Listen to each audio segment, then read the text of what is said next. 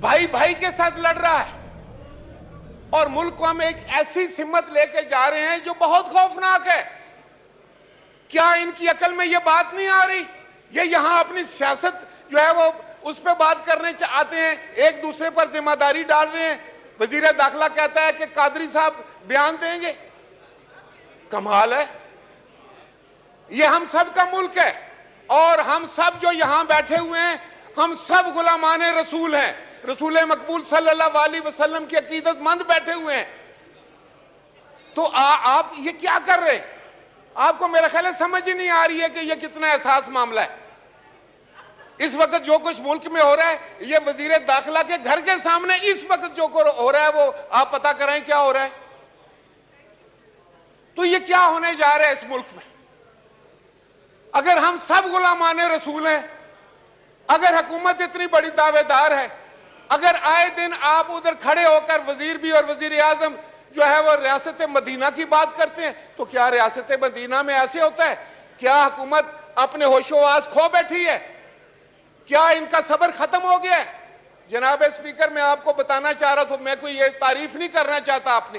آپ کو یاد ہے کہ میں وزیر اعظم تھا تو ڈنمارک میں خاکے بنے تھے، توہین رسالت کا ایک معاملہ آیا تھا۔ کیا ہم نے لوگوں کو گولیاں ماری تھی؟ کیا ہم نے لوگوں کی لاشیں گرائی تھی؟ ہم نے اس وقت یوم عشق رسول منایا تھا اور پوری دنیا پر واضح کر دیا تھا کہ رسول مقبول صلی اللہ علیہ وسلم کی عظمت سے بڑھ کر، عزت سے بڑھ کر ہمارے نزدیک کوئی بڑی بات، کوئی اور چیز نہیں ہو سکتی۔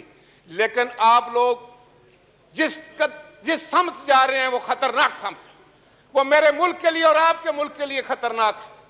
آپ جو بو رہے ہیں آپ کو بھی کاٹنا پڑے گا اور اس ملک کو بھی کاٹنا پڑے گا۔ حکومت وقت کا تو یہ فریضہ ہوتا ہے کہ وہ دلوں کو جوڑے، اور وہ تو ایسے حالات پیدا ہی نہ ہونے دے۔ آپ نے کیا ایگریمنٹ کیا ہے کہ آپ ایوان میں لے کر آئے تھے؟ کس نے آپ کو اختیار دیا ہے کہ آپ ایگریمنٹ کریں جا کر؟ اگر آپ نے کوئی ایگریمنٹ کیا جس کا مجھے نہیں پتا، میڈیا پر وہ نہیں آ رہا کہ کیا ایگریمنٹ، ہاؤس کے اندر وہ نہیں آ رہا کیا ایگریمنٹ، اور آپ ایک ریزولوشن لے کر آ جاتے ہیں کہ ہم سارے جو ہیں وہ غلامان رسول ہیں۔ بالکل اس میں کوئی شک نہیں۔ اس عظیم ہستی کے تقدس پہ ہم سب قربان ہیں، آپ بھی، ہم بھی سب۔ لیکن بطور حکومت آپ اپنی ذمہ داری میں مکمل فیل ہو چکے۔ آپ کو پتہ ہی نہیں کہ آپ کیا کر رہے ہیں۔ آپ قادری صاحب شریف آدمی ہیں، ان کے ذمہ کوئی چیز لگانا چاہ رہے ہیں۔ میرے بھی وہ وزیر رہے ہیں مذہبی امور کے، میں جانتا ہوں ان کو بہت اچھے سے۔ آپ اپنی ذمہ داریوں سے مت بھاگیں۔ آج وزیر اعظم کو یہاں ہونا چاہیے تھا۔ آپ ویسے تو ٹیلی ویژن پہ بیٹھ کے بڑے لمبے لمبے باتیں کرتے ہیں، آپ کے جو آپ نے آگے ترجمان رکھے ہوئے ہیں، گز گز ان کی زبانیں۔ یاد رکھیں آپ اس ملک کے ساتھ دشمنی کر رہے ہیں، نفرتیں پھیلا رہے ہیں آپ اس ملک میں، آپ اس ملک کو تقسیم کر رہے ہیں۔ آپ نے ہمارا یہ معاشرہ ختم کر دیا، اس کی اقدار کو ختم کر دیا۔ آپ نے ہر وہ کام کیا ہے جس میں نفرت کا اظہار ہو، آپ نے ہر کام وہ کیا ہے جس سے تضییق کا اظہار ہو۔ کوئی ایک دوسرے کی عزت نہیں کرتے۔ آپ رسول مقبول صلی اللہ علیہ وسلم کے معاملات کو آپ اس طرح ٹیکل کریں گے؟ اسلامی ملک میں آپ اس طرح بات کریں گے؟ کبھی آپ کہتے ہیں ہم یہ کر دیں گے، کبھی آپ کہتے ہیں وہ کر دیں گے۔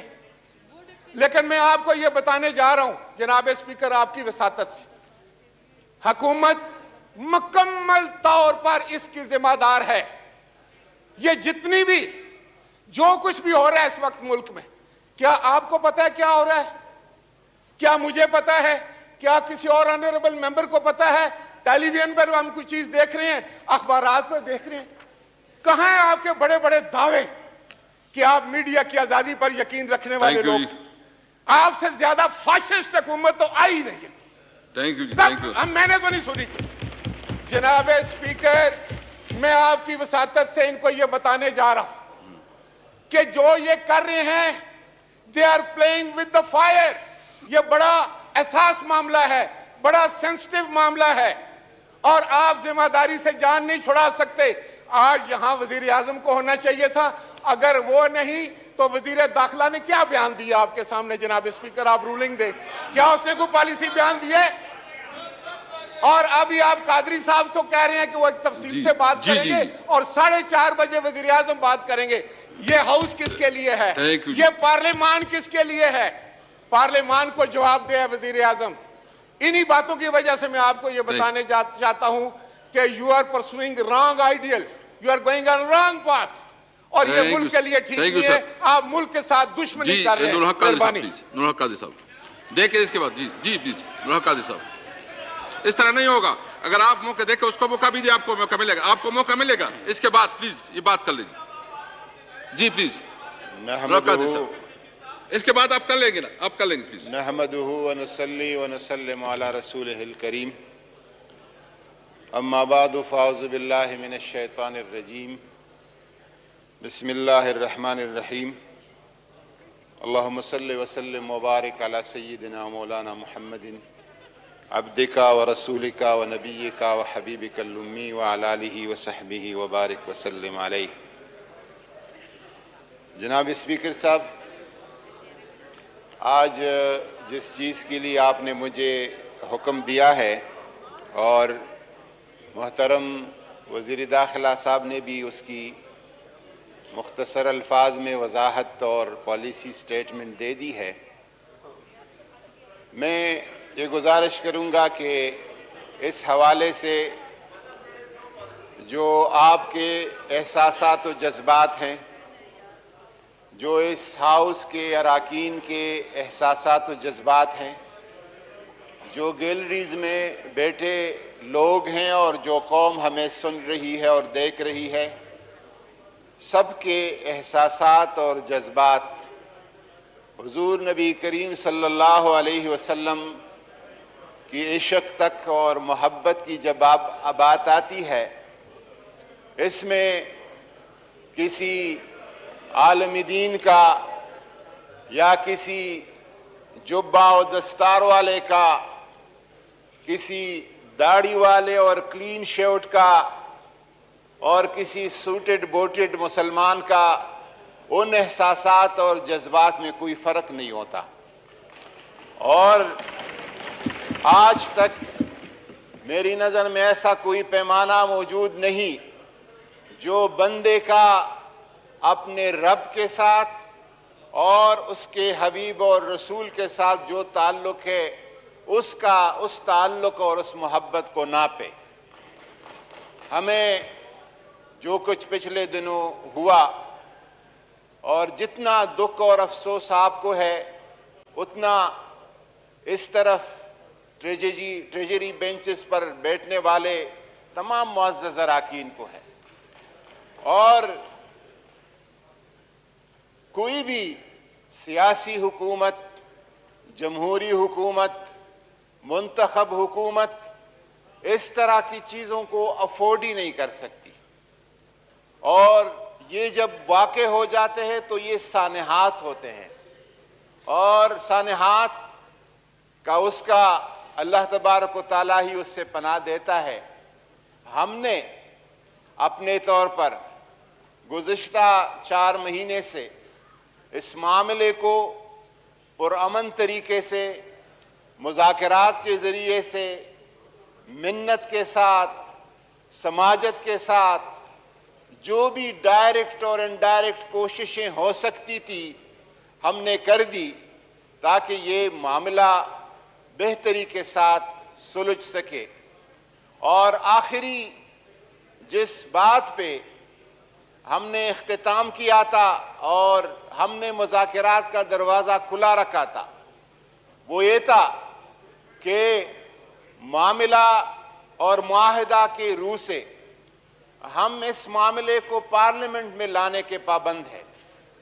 آپ آ جائیں, اسپیکر صاحب ایک پارلیمانی کمیٹی کو نامزد کرے گی جس میں تمام سیاسی جماعتوں کی نمائندگی ہوگی, اور اس کے سامنے اپنا موقف, آپ کا جو ڈرافٹ ہے, آپ جو کچھ چاہتے ہیں, اس کے سامنے آپ پیش کریں گے.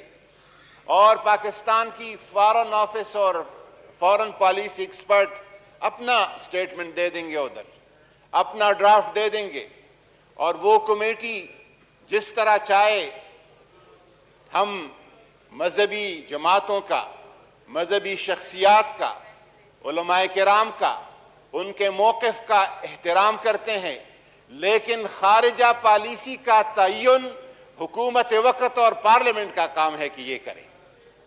ہم نے ان کو یہ کہا کہ اس کمیٹی کو آپ قائل کریں اور اس کو بتائیں کہ کس طرح ہم نے لانا ہے۔ وہ کمیٹی اگر فیصلہ کرتی ہے تو حکومت کو من و عن وہ فیصلہ قبول ہوگا۔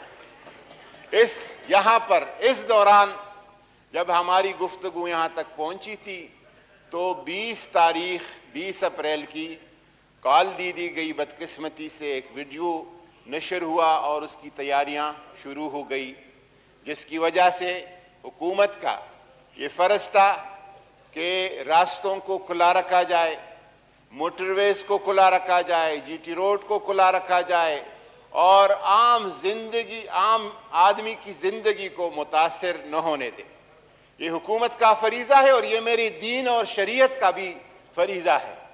اللہ تبارک و تعالی قرآن پاک میں فرماتا ہے وَآتِ ذَا الْقُرْبَى حَقَّهُ وَالْيَتَامَى وَالْمَسَاكِينَ وَابْنَ السَّبِيلِ، اور جو راہ چلنے والا ہے اس کو آپ نے اپنا حق دینا ہوگا۔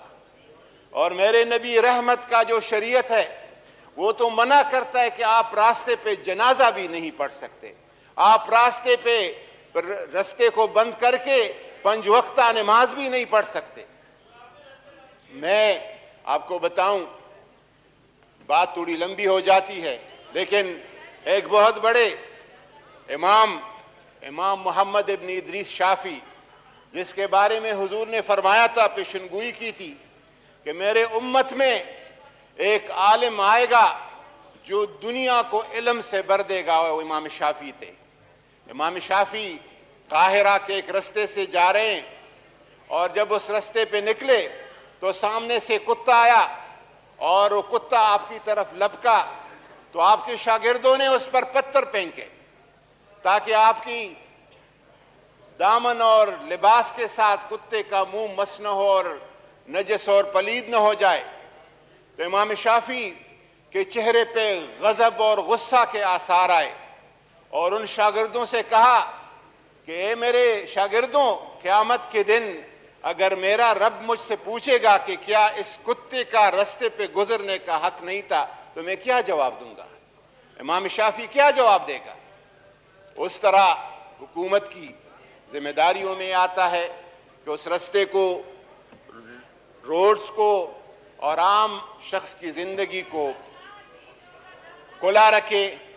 اس حوالے سے انشاءاللہ تبارک و تعالی ہماری جو پالیسی ہے وہ ڈسکشن کی ہے، مذاکرات کی ہے، مفاہمت کی ہے۔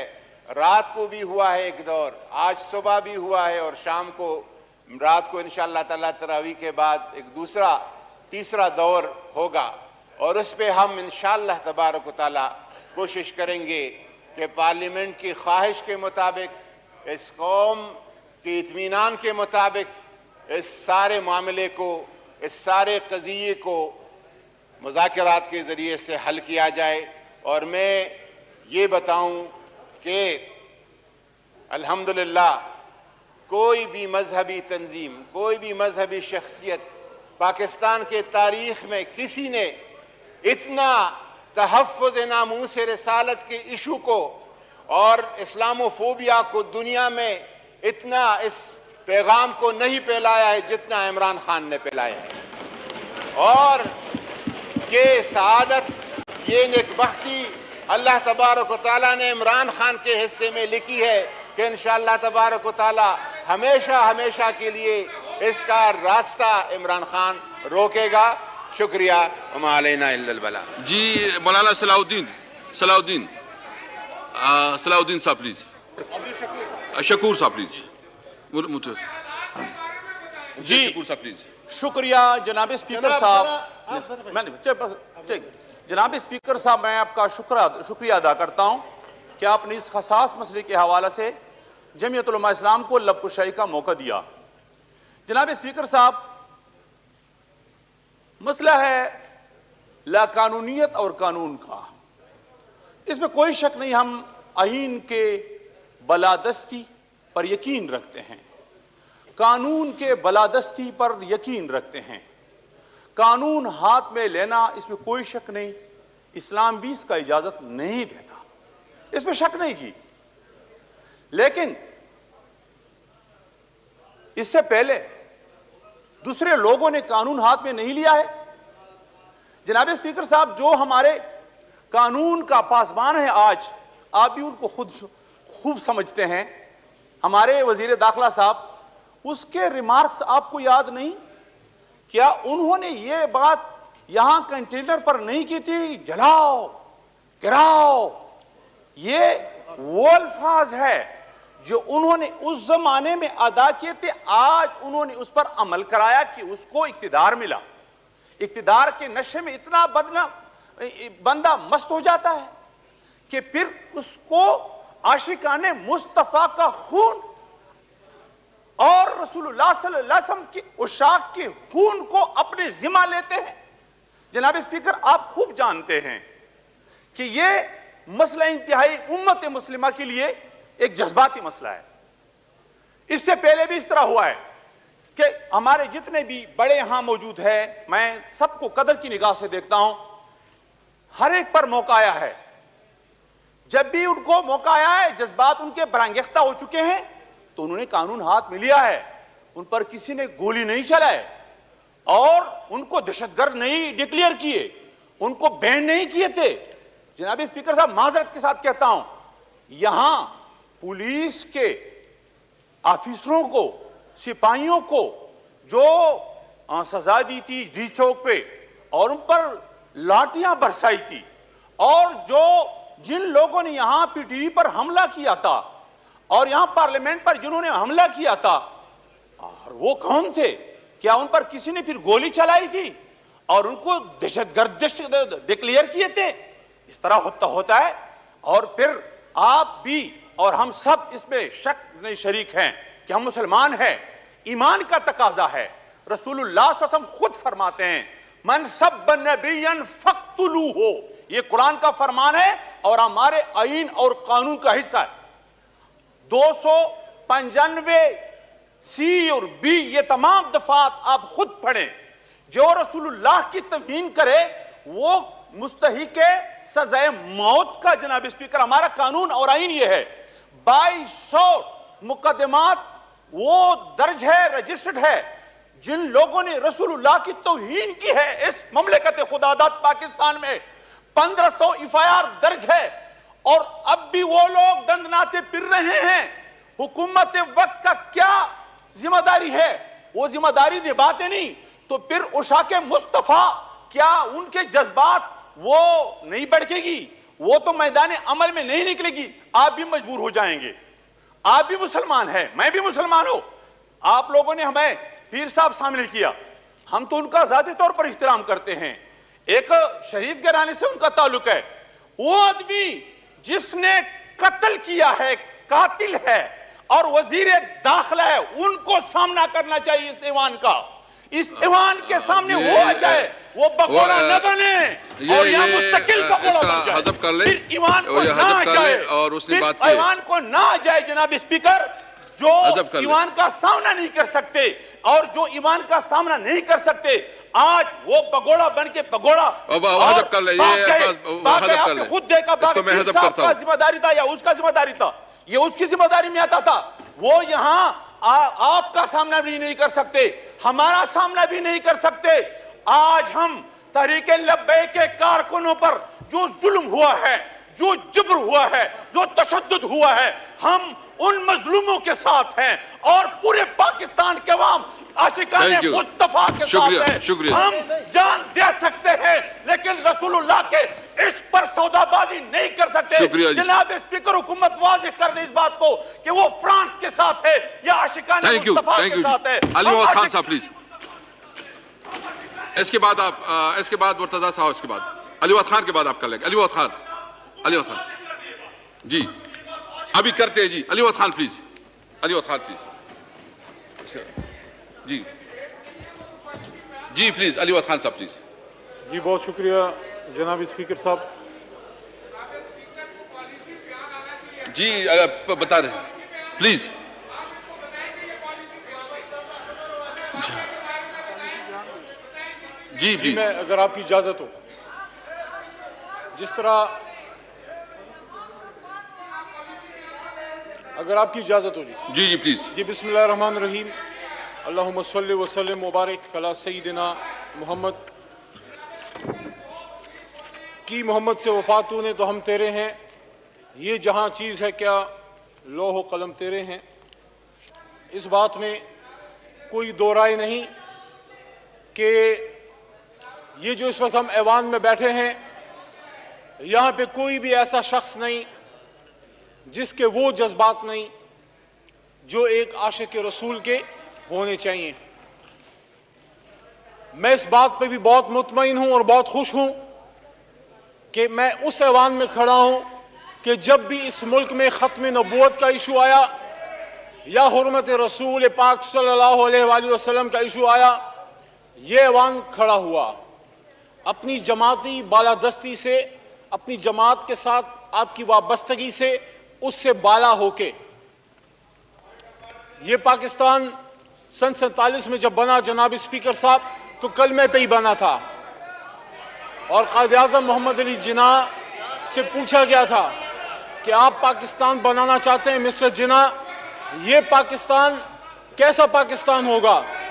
تو محمد علی جناح نے قرآن کی بات کی اور محمد الرسول اللہ صلی اللہ علیہ وآلہ وسلم کی بات کی.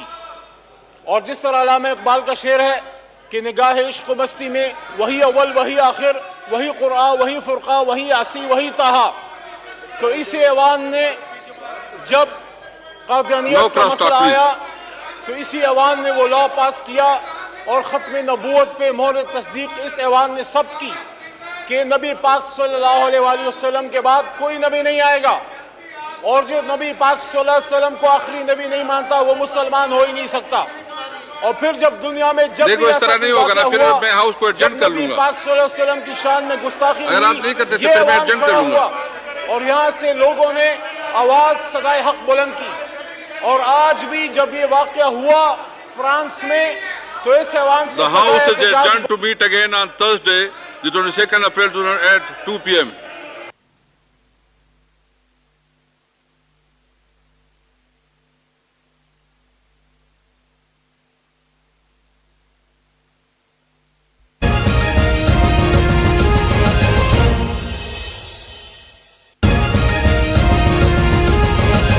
से बड़ा